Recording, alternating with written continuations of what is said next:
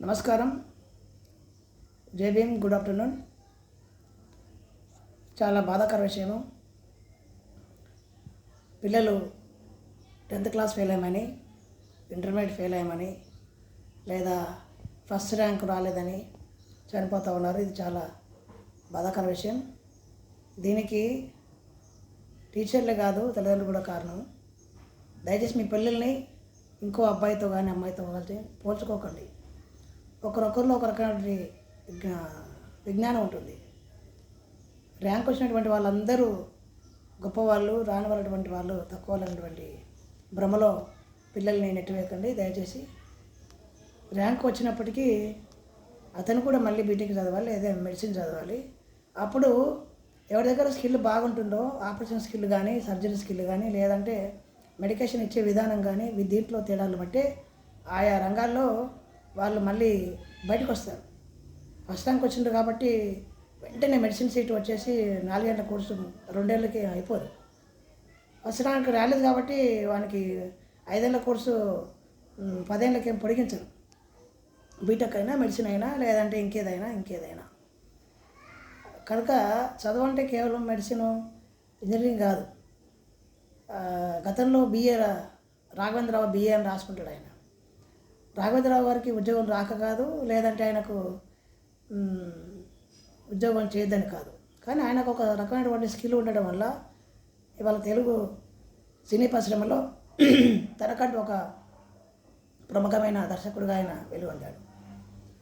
సచిన్ టెండూల్కర్ చదువులో ఫెయిల్ అయ్యాడు, కానీ క్రికెట్లో ప్రపంచంలో టాప్లో ఉన్నాడు.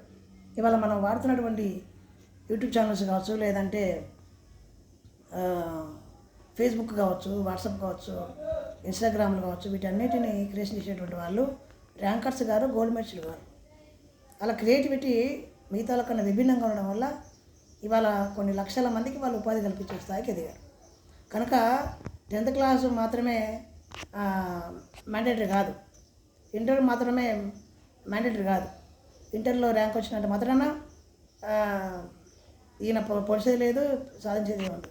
కాకపోతే కార్పొరేట్ విద్యా వ్యవస్థలు ప్రతి దేశంలో పుట్టుకొచ్చాయో ఈ సంస్థలన్నీ వ్యాపారంగా మారి ప్రజల నుంచి లక్షలాది రూపాయలు తీసుకొని పిల్లల మధ్య వైరుధ్యాన్ని పెంచి ఇవాళ అందరికీ ఒకటే ర్యాంక్ ఎట్లా వస్తుందండి?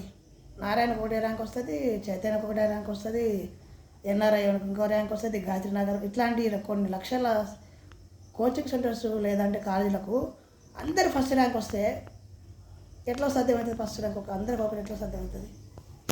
కనుక ఇది పచ్చి మోసం, దగ. ఇవాళ ఒకటి గమనించండి, తెలంగాణలో ఇంటర్మీడియట్ ఫలితాల్లో ప్రభుత్వ విద్యా సంస్థలు ప్రైవేట్ కన్నా ఎక్కువ ర్యాంక్ వచ్చింది. 75% అబవ్ వచ్చేటువంటి విషయం తెలిసి చాలా సంతోషపడుతూ ఉన్నారు, గర్వంగా కూడా ఉంది. మరి గవర్నమెంట్లో పెద్దగా ఫీజులు ఉండవు కదా. మీరు అనుకున్నట్టుగా నారాయణ చైతన్యలో ల్యాబులు ఉండవు, చాలామంది తెలియదు. నారాయణ చైతన్య, ఇంకో ఎన్ఆర్ఐ, గాయత్రి, ఇంకా ఇట్లాంటి కొన్ని లక్షల ఇన్స్టిట్యూషన్లో దేర్ ఇస్ నో ల్యాబొరేటరీస్. నేను స్వయంగా చూశాను నేను. కానీ వేరే going to government college they provide laboratory. ఖచ్చితంగా ల్యాబ్లు ఉంటాయి ఆయనకు. ఫిజిక్స్ కానీ, కెమిస్ట్రీ కానీ, బాటనీ కానీ, జువాలజీ కానీ, ఇంగ్లీష్ కానీ, వీటికి ల్యాబ్స్ ఉంటాయి సపరేట్గా. మీరు అనుకున్న కార్పొరేట్ స్కూల్లో ఒక్కరికి ల్యాబ్ ఉండదు. ల్యాబ్ లేకపోతే దానికంటే తెలివి వస్తుంది. ఒకవేళ బీటెక్ అయినా ఇంకా మెడిసిన్ చేసినా ఆయనకి హ్యాండ్లింగ్ అనేది హౌ టు హ్యాండిల్ దాకా తెలియదు దానికి. కాబట్టి బుక్ నాలెడ్జ్ మాత్రం సరిపోతుంది అని కూడా నేను ఒప్పుకోను. బుక్ నాలెడ్జ్ ఎంతవరకు సరిపోతుంది అంటే ర్యాంక్ వచ్చే వరకు ఓకే. తర్వాత ప్రొఫెషనల్గా ఏం పనికి వస్తుంది అంటే పనికిరాదు అది. బుక్ చూసి ఆ బుక్లో ఏదైతే ఉందో యాజ్ ఈజ్గా ఒకే మార్గంలో, యాజ్ ఈజ్ అంటే ఒకే మార్గం, 2 × 2 = 4. ఇది కాదు. Think in divergent angle. అంటే 5 - 1 = 4, 6 - 2 = 4, 2 + 2 = 4. ఇట్లా క్రియేటివిటీ ప్రకారంగా నేర్చుకునేట్టు చేయాలి టీచర్స్ అయినా, పేరెంట్స్ అయినా. అంతేగాని మా అబ్బాయి నారాయణలో చేసామండి, అబ్బాయి ఫస్ట్ ర్యాంక్ వచ్చేసింది, ఏం వస్తుంది ఫస్ట్ ర్యాంక్ వచ్చినాక వాడు మెడిసిన్ చేయాలి, వాడు ఐఐటి చేయాలి, బీటెక్ చదివాల్సింది. పాస్ అయినవాడు అదే చదవాలి, నువ్వు ర్యాంక్ వచ్చినావు అదే చదవాలి. తర్వాత ఈ ర్యాంకర్స్ వల్ల దేశానికి అసలు ఉపయోగమే లేదు. ఎందుకంటే దే ఆర్ బ్రెయిన్ డ్రైన్ అని అంటారు ఏదో. వీళ్ళందరూ ఈ దేశంలో చదువుకొని బయట రాష్ట్రాలకు వెళ్ళిపోతారు. వీళ్ళ వల్ల దేశానికి ఉపయోగమే లేదు. నిజంగా దేశానికి ఎవరు ఉపయోగం అంటే సెకండ్ క్లాస్ నుంచి కింది స్థాయి వచ్చినటువంటి వాళ్ళ ద్వారా దేశానికి ఉపయోగం. ఎందుకంటే వాళ్ళు ఎక్కడే ఉంటారు పాపం, ఇక్కడ దేశాభివృద్ధిలో పాల్పంచుకుంటున్నారు. ఇది నగ్న సత్యం. తర్వాత ఫెయిల్ అయితే పాస్ అయ్యే అవకాశం ఉంది, కానీ చచ్చిపోతే తిరిగి రారు కదా. 15-16 సంవత్సరాలు మిమ్మల్ని కని పెంచి పోషించి పాపం వాళ్ళకి ఏదో బ్రెయిన్లో ఉండి ఊహం నా పిల్లలు బాగా హైలీ రావాలంటే ఏంది highly? There is no quantity to measure the knowledge. There is no quantity. Kilo ప్రకారంగా జ్ఞానాన్ని లెక్కించలేం మనం. చాలామంది చూసి ఉంటారు రాకేలా రాఘవేంద్రరావు అని వాళ్ళు తెలుగులో మంచి ఎక్స్పర్టు, బాగా చెప్తాడు ఆయన. సైకాలజీ చెప్తాడు, తెలుగు బాగా ఎక్స్పర్ట్ ఆయన. సివిల్స్ చెప్తాడు. మరి ఎందుకు సివిల్స్ రాలేదు ఆయన కానీ క్వశ్చన్ వేయచ్చు. అంటే కొంతమంది కొన్ని స్కిల్స్ ఉంటే కొన్ని ఉండవు. అన్నీ ఒకే దగ్గర ఉంటాయి. ఆడు మనిషి ఎట్లయితాడు?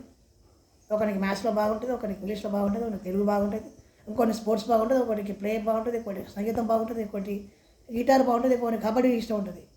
అట్లా వాళ్ళను ఫ్రీగా వదిలేయకుండా కట్టిపడేసి నువ్వు మెడిసిన్ చేయాలి, లేకపోతే నువ్వు ఐఐటి ఖరగ్పూర్లో లేకపోతే ఢిల్లీలో మద్రాసు యూనివర్సిటీలో రావాలి. ఏంది ఇది? ఈ పిచ్చితనం కాకపోతే. పిల్లల సాగు ప్రధాన కారణం తల్లిదండ్రులు, కార్పొరేట్ విద్యా సంస్థలు. దయచేసి పిల్లల్ని మీరు కంపేర్ చేయకండి, ఎవరితో వాళ్ళను రుద్దకండి. మీ కోరికలన్నీ వాళ్ళ మీద రుద్దేస్తే పాపం వాళ్ళ బ్రెయిన్ ఎంత ఉంటుందండి. పిల్లలను సెన్సిటివ్ వాళ్ళు కాబట్టి పిల్లల్ని give the freedom to them to think their own concept. అట్లా కాకుండా మాటలు రాకముందే నడుస్తారు ఎల్కేజీ, టీకేజీ, పీకేజీ ఏం వస్తుంది? నీకు సెంట్రల్ గవర్నమెంట్ మొన్న ఒకటి పెట్టింది 6 సంవత్సరాల వరకు ఫస్ట్ క్లాస్ వద్దని. ఎందుకు పెట్టిండ్రు వాళ్ళు? ఎందుకు పెట్టారు అంటే 6 ఏళ్ళ వరకు పిల్లవానికి ఎముకలు కానీ, మజిల్స్ కానీ, లేదంటే బ్రెయిన్ కానీ, కళ్ళు కానీ, చెవులు కానీ ఇవన్నీ సమగ్రంగా డెవలప్ అవుతాయి. అప్పుడు మాత్రమే is able to understand the words taught by the teacher.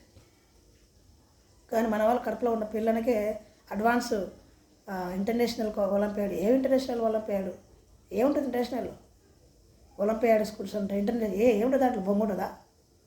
ఏముంటుంది దాంట్లో? అనాటమీ మారదు, ఫిజియాలజీ మారదు, కెమిస్ట్రీ మారదు, ఫిజిక్స్ మారదు, మ్యాథ్స్ మారదు. ఇంకేముంటుంది దాంట్లో? నిజంగా అంత ఒలింపియాడ్ ఉంటే ఎందుకు ఈ దేశంలో ఉన్నటువంటి పిల్లలందరూ అమెరికా, బ్రిటన్ పోతున్నారు, లండన్ పోతున్నారు, రష్యా పోతున్నారు? అంటే వారి చదువు మనది ఎక్కువ, అది తక్కువ? మన చదువు ఎక్కువ కదా. కాబట్టి అన్నీ మూసుకొని సైలెంట్గా పిల్లలు చంపడానికి కారణం కావద్దని పేరెంట్స్కు విజ్ఞప్తి ఇస్తూ ఇట్లాంటి ఈ ర్యాంకింగ్ సిస్టమ్ బంద్ చేయాలని అన్ని ప్రభుత్వాలకు నేను డిమాండ్ చేస్తూ ముగిస్తూ ఉన్నాను. Thank you. One and all.